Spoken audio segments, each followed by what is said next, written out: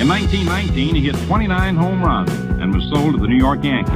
A 3-run home run for Buffington. The Yankees now lead it by a score of 3-2. Bill Lee is now going over to a couple of the Yankees, and there they go again. Hits it to deep left. That might send the Yankees to the World Series. Varitek and A-Rod going at it. Roberts is going. Posada's throw. Roberts safe. What can I say? Just tip my hat and call the Yankees my daddies. Welcome to Fanbase, a deep dive into the greatest rivalry in sports, episode 229. My partner, John Senecal, myself, Brian Shackman here.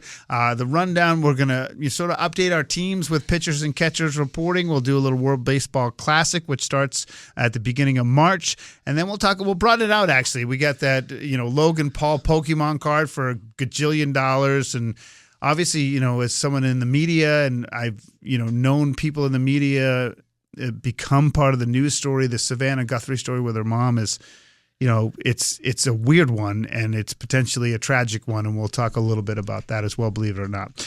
John, how you doing? I'm good. Coming off the long, holiday weekend, I guess you would call it. So, yeah, it was nice to be off. We're recording on Tuesday, the 17th of February, the day after President's Day, which we were live on my morning show, WTIC. Yeah, not everybody gets President's Day off. Not me. No. Not me. My kids are in private school, so they were at the school and they had classes. But either way, it is starting to become baseballish, and it's, for me, it's kind of a little hard to get in mode. I have my seats. I'm in the bleachers for opening day at Fenway Park. It'll be, I want to say it'll be like my 23rd straight opening day. Wow, that's impressive. Yeah, I mean, it's a thing where, and now that they've moved it. It used to be like a Thursday or a Tuesday. And I would often just take the next day off just to be able to do what I wanted to do. And now it's on a Friday. The last couple of years have been on a Friday, which is phenomenal. Yeah.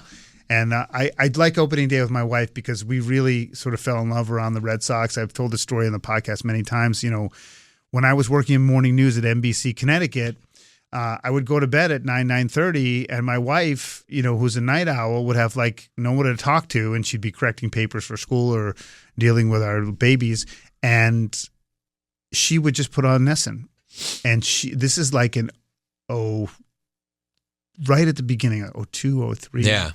And she got to know Jerry and Don and the teams, and she in sort of our family love focused so much on Fenway Park. Yeah.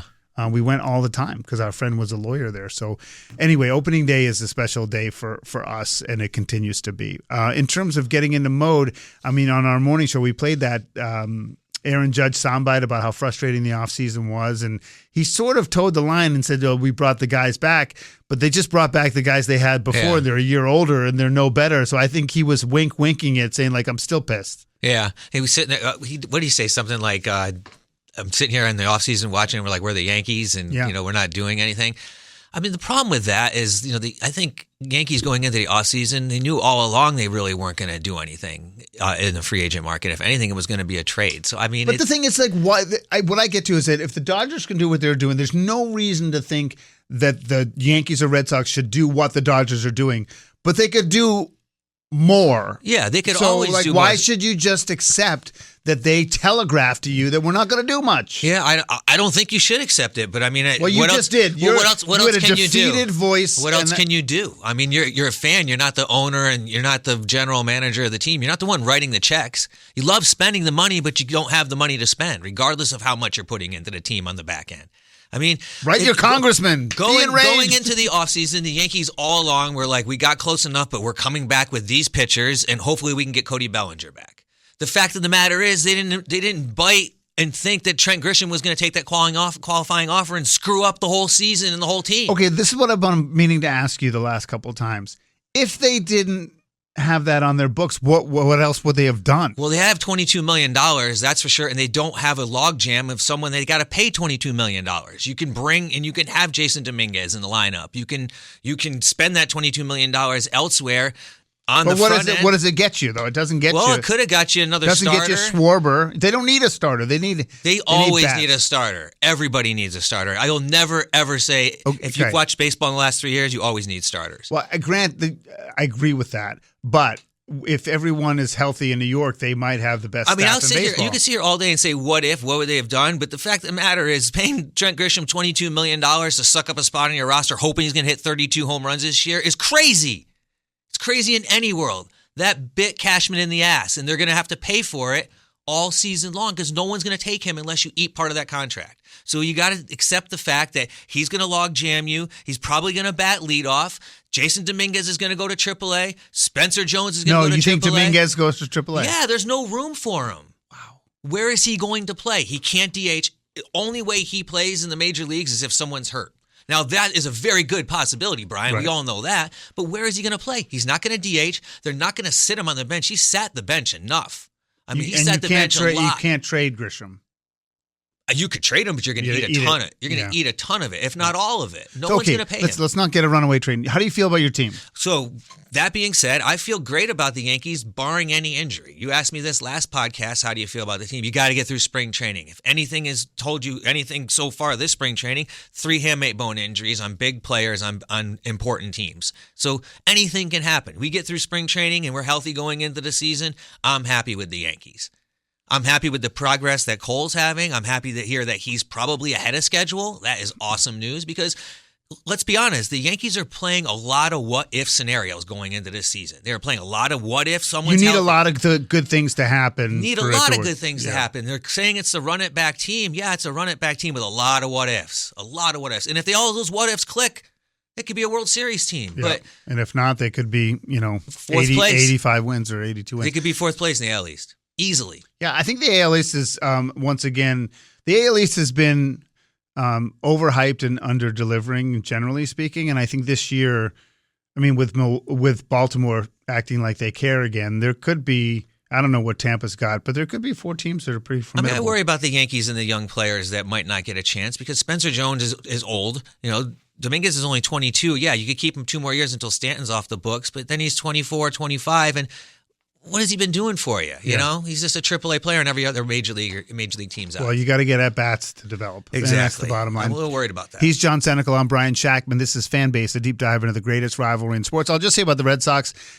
I mean, I guess the Durbin deal with Milwaukee. I mean, they've been creative in their trades, even though I'm still smarting over Bregman. I wish we had signed Schwarber right after we had him on the trade deadline a couple of years ago. You probably still have him under contract. Who knows how we would have done?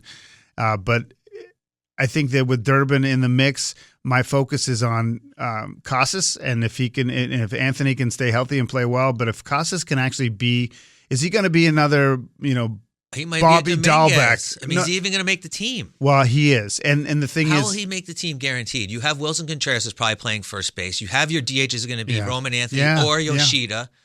So Casas might not even make the team, and you can't trade. He's a Dominguez. You can't trade him. He's untradeable. Well, Dominguez is more tradable than Casas. Absolutely, but Casas, I believe, has options. You could probably send him to AAA. That's unbelievable. Or you package him into I thought he was something. going to be when he came off, was it the Olympics or whatever? I thought he was going to be a superstar. It's amazing how an injury would just totally destroy a major league. Well, I also think he's an idiot. He thought it was cool to walk around shirtless and do yoga in the outfield. Whatever. But he's a forgotten commodity. Regardless of how good he is, he's a forgotten commodity. He missed a whole season of baseball, and he's not needed on his own team. Yeah. Again, barring injury, he's an odd man out, big time. Because of Contreras. Yeah, you're right about that. So we'll see. I mean, you talk about what ifs. I mean, the Sox have probably even more what ifs than the Yankees. The good thing about the Sox is, they did a lot of stuff, right? They moved a lot of parts. They didn't spend a ton of money. Yeah, they're into Ranger Suarez for $130 million. They're not into any other big contracts other than that going into this season. No, they made a lot of trades and they got players that seem to be pretty decent, but you go 85 and 79 being decent. You don't go 92 and make the playoffs and make a run. Yeah. So the Sox are in the same position. For their fans going into this season, if they keep playing and the players that they have are good, they have trade bait. They have a lot of trade bait because you have these Marcel Mayer still, you have the Christian Campbell still, you have the Roman Anthony still. Roman Anthony's not going anywhere, but he's the one guy out of all of it that looks like he's the best one, right? But he might wind up DHing, right? Yeah. So it's going to be an interesting scenario for the Red Sox. That they have a lot of weapons and they should be fine. Again, health. World Baseball Classic, and we talked about a little bit when you came on our radio show on WTS, News Talk 1080. You think I'm having trouble. Like the Four Nations Cup in hockey last All-Star break was incredible. The Olympics is amazing. I'm just wondering, baseball is such a selfish sport, to be honest. I mean, playing for your country, I think, is a big deal, but I don't know if this is a meaningful enough, event. I mean, do you think the players care? I think the players care. I think it shows, given the fact that over the last 20 years it's been around. Obviously, they don't play every year; they play every 4 years. How much it's grown, and that you have the fact that you have these elite players, the best. Let's be honest; this is the best players in the world are playing in this. Unless they a couple had an insurance issue, but right.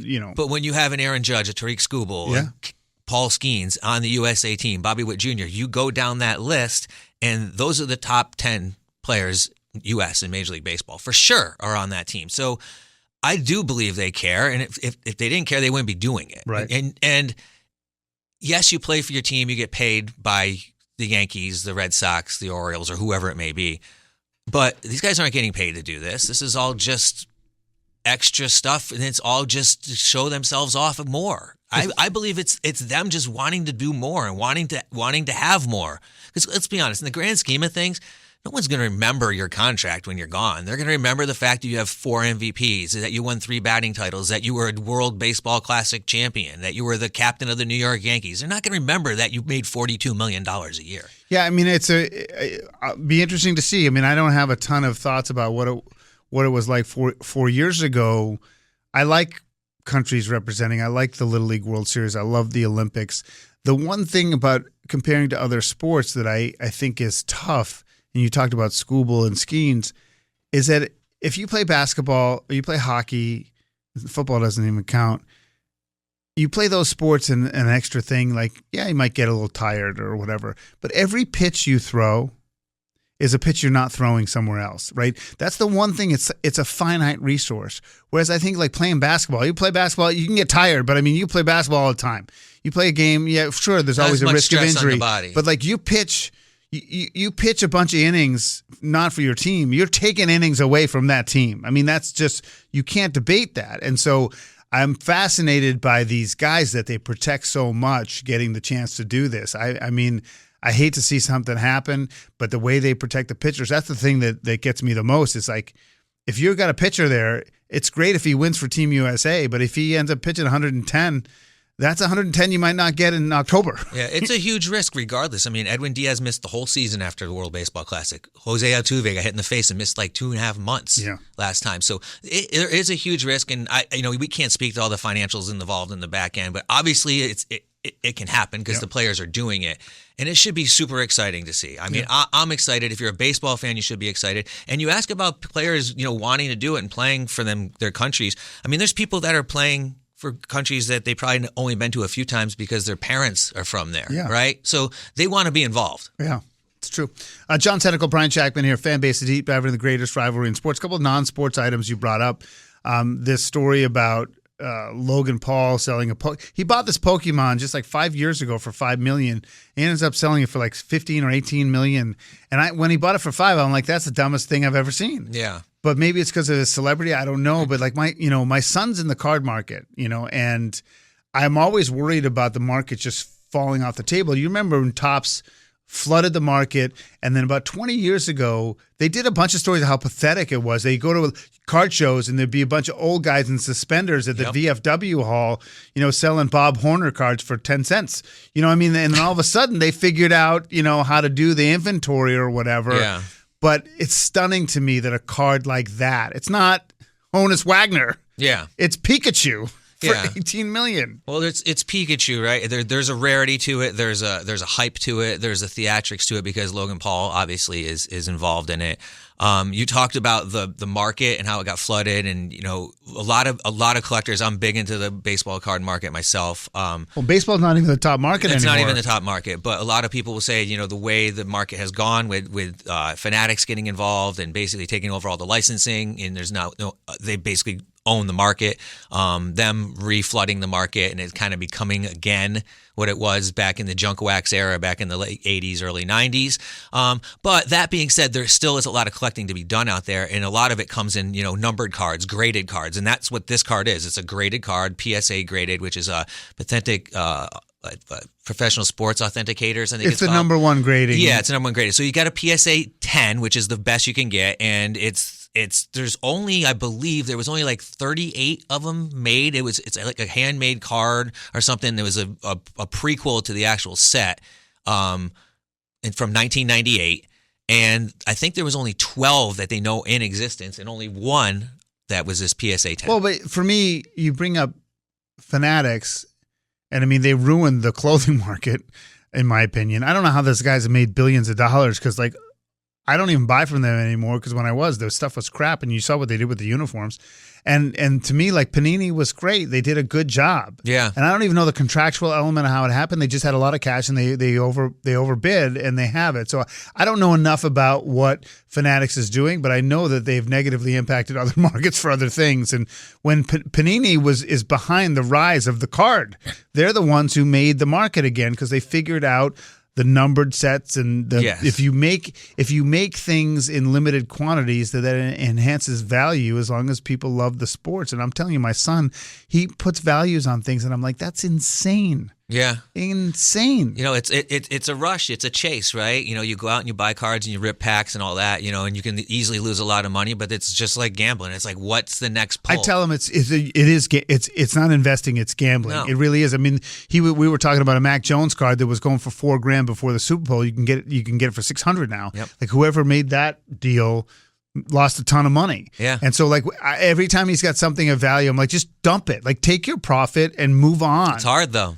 Because what if, right? A lot of what ifs, like the Yankees and the Red Sox. Yeah. What if that's we should get some shirts made because that's sort of the theme of the day. Now on a more serious note, as we continue and close it out here with John Senecal and Brian Shackman, fan base, a deep dive in the greatest rivalry in sports. You wanted to talk a little bit about the Savannah Guthrie and her mom situation. Her mom continues as of Tuesday the 17th to be missing. And I think about what's the motive? You know, because my first instinct was, is this politically motivated? She's a journalist and so on and so forth. But I don't know because I've met Savannah a couple times. I spent a little bit of time with her at the Olympics in South Korea, and she's a good interviewer too. Like she may be left or left of center, but she is not an ideologue, and she's a really fair interviewer. Like if you call someone a journalist loosely these days, she's not one of them. Like I think she's good, and so I sort of ruled that out. I think. I mean, I don't know. Yeah, this case is just completely strange on so many levels. I don't understand it. I mean, the fact that they can't find them. I mean, you can't find them. Things took so long to get released, and there's so many different theories and notes going to news outlets, and then and then when something happens, the news outlets that are covering it are like so quick to rush to judgment and everything. I don't know. And I also feel like the amount of resources are insane being devoted to it. I mean, if that's my grandmother or mother, they're not.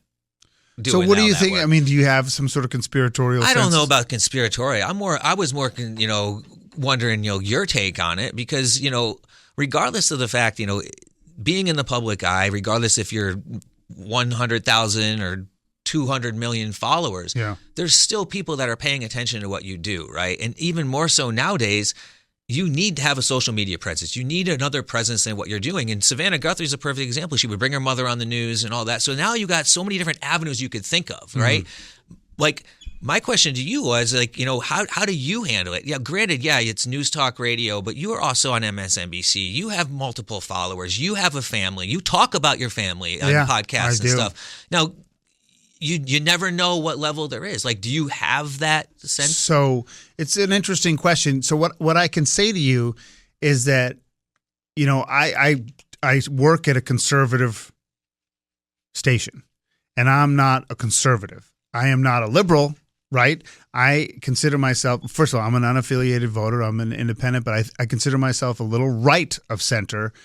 But the way the current times are, if you're not 100% on one side, you're against them, right? So every time if I say something critical of the president, I'll get notes that you just suffer from Trump derangement syndrome. You're a progressive in sheep's clothing, whatever. Like I get all these messages about how I'm a fraud and a hypocrite, but it never gets personal. Right. Like you're a loser and you should die. Like I don't get that stuff. I get you're an idiot and you're a liberal. Those are the two things I get the most. And I get it. And I do receive it. I guess because I feel like I'm small enough that I don't get into trouble. But like, for instance, like my son went on vacation for 4 days with a couple of friends and a friend's mom, and the mom posted pictures on Facebook, and he's not 18. Like every day, she didn't tell us, and she didn't ask us if it's okay. Right. And like, I usually don't give a crap, but I was like, you know what? She should have asked us if that's okay. And so I've never sort of like, I don't post my kids. I talk about them, but I don't post them. But they could find them if they wanted to. So I guess my point is I don't live in that kind of fear. I'm protective of my kids like you are generally, but maybe I should reconsider a little bit because you just never know who is out there. I mean, some of the stuff people say to me is pretty nasty, but I've never felt like I was in jeopardy. Yeah. Well, that's good. I just feel like it's an interesting conversation because I think this incident with the Guthrie is going to change completely how people broadcast themselves on the media, broadcast themselves on You really think social. so? Absolutely. Yeah. Absolutely. Especially if there's no conclusion to it. I mean, come on, dude. We're on almost week 3 now? And this is the lady that was supposed to couldn't make it a day without her meds? A lot of people think she's passed already, but I don't know. There's just too many crazy scenarios and just, I don't know. I really don't. Yeah. I really don't. It's something and to I don't think think about. they know. Yeah. John, great to see you as always. John Senecal, Brian Shackman. This has been episode 229 of Fanbase, a deep dive into the greatest rivalry in sports.